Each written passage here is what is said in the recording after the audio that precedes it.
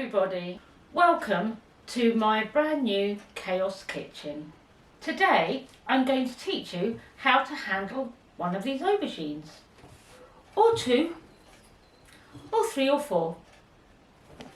For this recipe we're going to need aubergines, we're going to need olive oil, garlic, basil and parmesan, and tomato passata.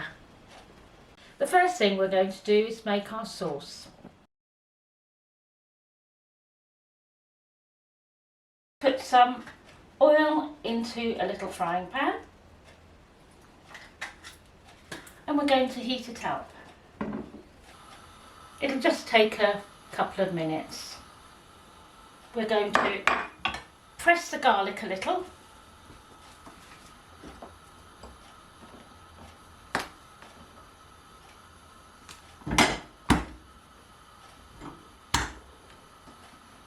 And put the garlic in and let the oil slowly flavour up.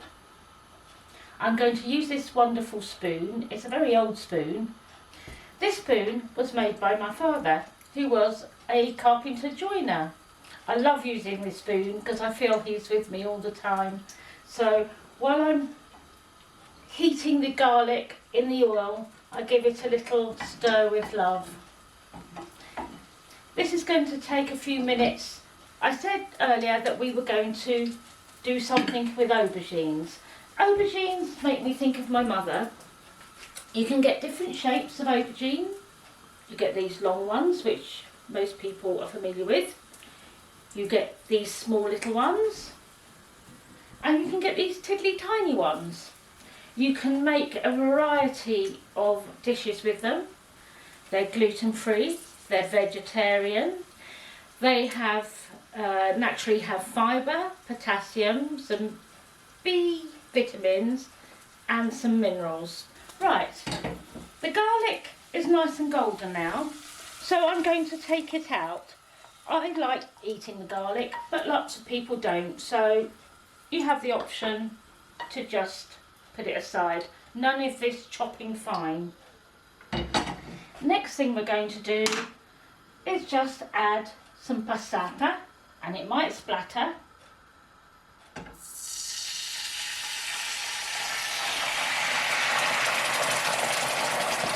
Enough it bubbles away.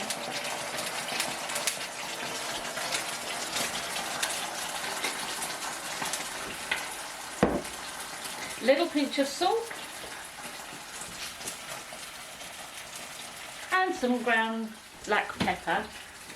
If I can find it, it's run away. Add a little bit of pepper. That's optional.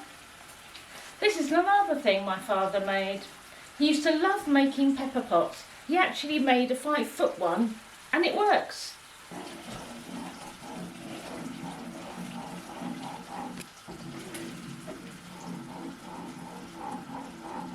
Stirring, stirring, stirring.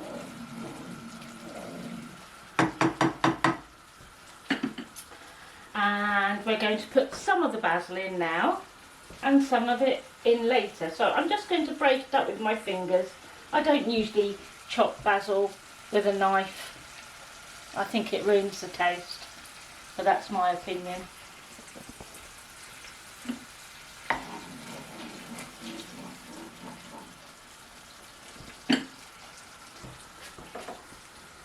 Actually, let's put it all in. It doesn't matter.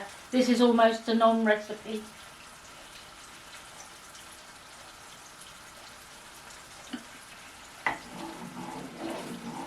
There we go. And we're going to let that bubble gently away for about 15 minutes on a low heat. So I'm just going to transfer it.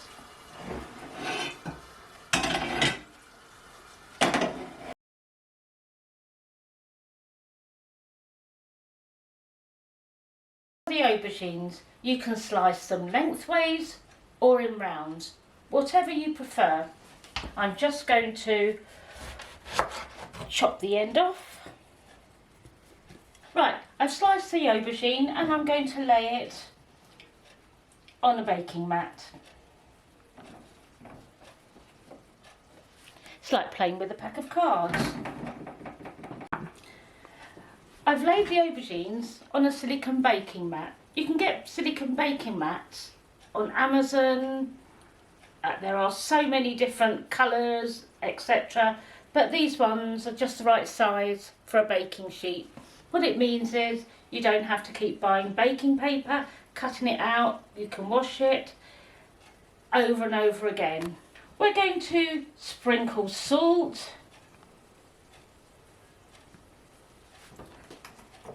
and pepper, if you would like.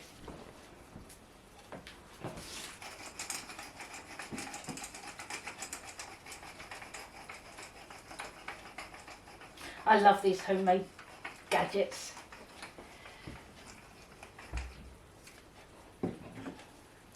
And we're going to drizzle them with a little bit of olive oil. No need to buy any posh pourers. Just put your fingers over the top. Give it a little drizzle. Just rub them with your fingers. Because aubergines, they drink a lot of oil, and this is a good way of not using so much oil. I'm going to put them in a preheated oven at 200 degrees for about 20 to 25 minutes, or until you push your knife in and it's fairly soft or al dente. See you later. I'm now going to griddle the aubergines. As you see, it's called Chaos Kitchen because I'm chaotic. So, into the griddle they go. Woo! Can you hear them sizzle? Throw them in there. You don't need to oil the griddle pan because the oil's on the aubergine. So put them all in, or as many as you can get in at a time, and let them sizzle away. You can season the aubergines however you want. If you like them spicy, you can add paprika, cayenne, chilli, whatever your heart's desire. And what about a beauty tip while we're at it? Oily hands. A pinch of salt. Rub, rub, rub, rub, rub, rub, rub. Rub that in for a couple of minutes. Or a minute.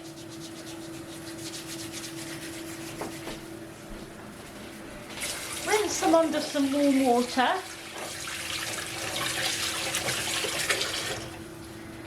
Dab them dry.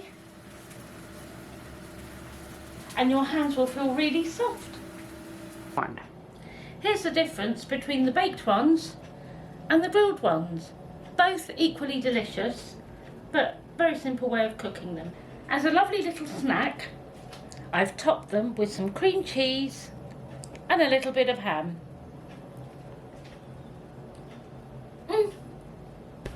In my chaotic kitchen, the sauce is now done. I'm just going to put a little bit of the sauce on each one. Don't need too much.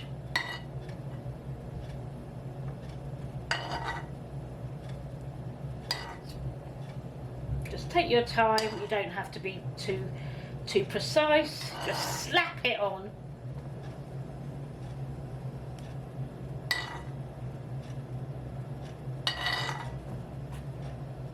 I'm sprinkling some parmigiano on the top of each slice, and then I'm going to grill them for just a few minutes to let the cheese melt.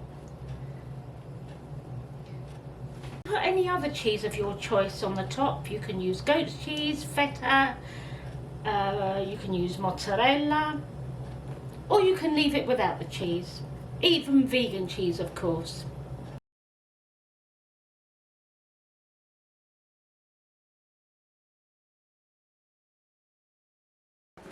This is the result. They can be enjoyed hot or cold. Can you believe that one little aubergine that costs about 70-80p can make all this? Great for picnics, great for lunch boxes, great for a snack, great for a side. I have a passion for aubergines because they remind me of my mum. My mother was a little Italian, southern Italian, little 4'6", 4' nothing mummina. My father, on the other hand, was a cheeky so-and-so, used to drag his friends home from the pub, into the garden, show him the aubergine plants, and used to con them that he was growing hard-boiled eggs. And they believed him. Well, it's time to say goodbye, my viewers. Until next week, thanks for watching.